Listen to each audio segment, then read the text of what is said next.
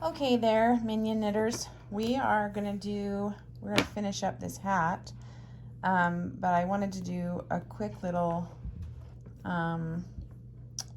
video about counting rows in case you lose count.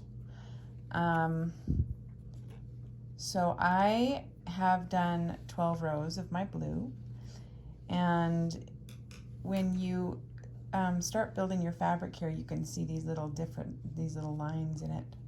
And if you've lost track with your finger counter, you can count the rows by going between two pegs and see this little line here. And then there's one there, there's one there. Each one of those is a row.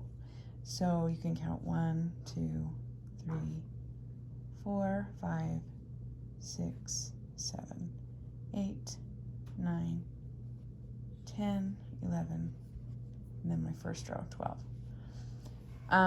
Now the nice thing for you particularly is that your yarn was pre-measured, so you're going to run out of yarn when you get to about 12 rows. But if your knitting is a little looser and you only get to 10 rows or 11, that's okay.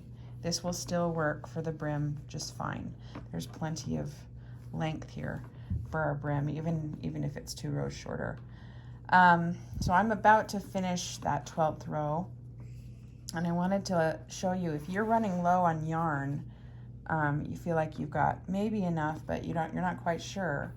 The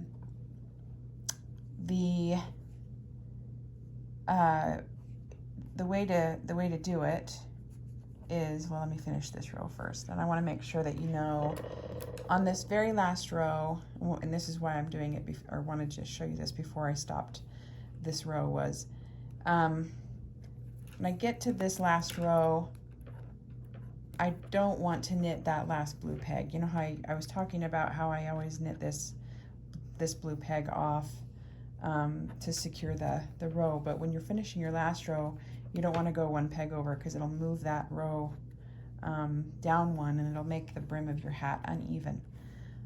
So don't knit that first peg of the next row on your last row. Don't knit it. Okay, so I don't think that I can get around my last row with this amount of yarn, and so to gauge it, you'd probably want to maybe wrap all the way around your loom to make sure you had enough to do one more row if you're in that 10th or 11th row and you're not sure, because you don't want to do a partial row. You want to make sure you have all the finished rows, and if it's finished at 11, great. If it's finished at 10, that's still okay. Just don't do a partial row, or again, you'll have an uneven brim. Okay, so I've got my 12 rows all finished, and the next step, I'm actually going to trim this yarn a little bit so I don't have quite so much of it left. But you don't ever want to trim your yarn super close to the peg. That's how you'll get an unraveled hat. You want to give yourself plenty of length so that it can't unravel itself. It can't actually work itself out of your last loop. So give yourself plenty of yarn left over, and we're going to tuck our ends into our hat. Just tuck those ends in, and then we're going to find the loop at the end. We're going to follow these lines down. You see where there's a gap, these holes, and then there's the thick knots that go down, and then at the very end of there's a loop. That's the first loop that we put on the loom, and we're going to bring that loop over the same peg that it was on. And if you did it right, it's gonna be straight. You don't want it to be twisted onto this loom. You want it to be straight onto its own peg, so that and then you can move to the next one. So once you've done that one, you can find the next one pretty easy. So this is my first tail. I'm going to tuck this inside here.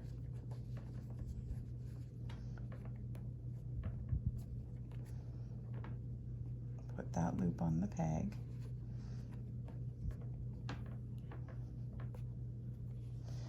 Okay, and I'm going to go around and do this all the way around, bringing the loops. Now again, when you turn this back this way, you want this outside loop. You don't want to do this one, this inside one. You want to do this outside loop. That's the one that comes over the peg. And be very careful not to skip loops. If you skip them, these lines are not going to be straight. They want to go straight.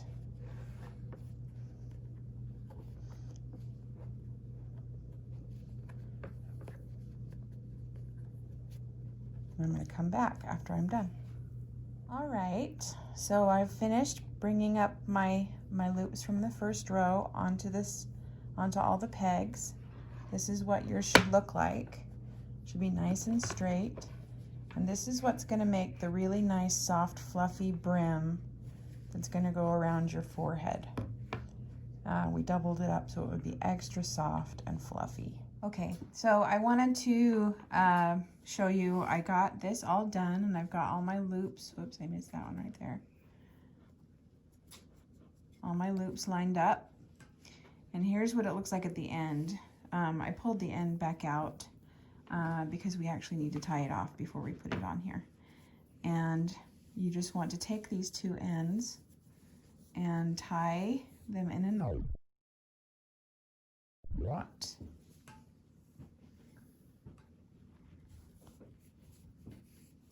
And then another knot.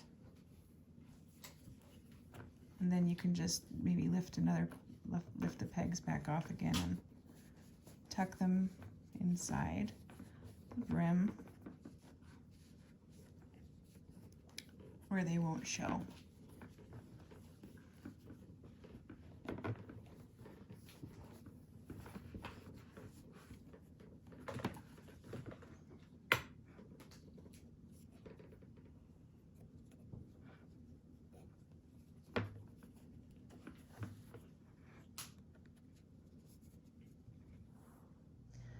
Okay, so this is what, whoops, there's a peg I missed right there. Put that loop on there. Okay, so all of your pegs should look like this now. You've got 2 rows.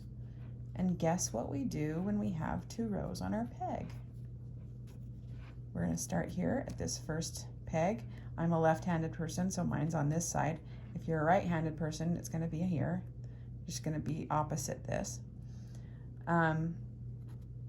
And you're going to work around and knit them just the way you did the other side, or just the way you did every other row. So, and make sure that those ends are tucked way in there, and you'll never see them, they'll never show. Make sure you don't have any of those loose ends from either the end of your knitting or the start of your knitting. See, now I knitted that off the first peg. This is how we close the brim. We're going to do it the same way we did all the other knitting. Just pull it over and knit it off. And then I will show you how to change colors. We're ready to change to our yellow for our minion hat. Keep going around.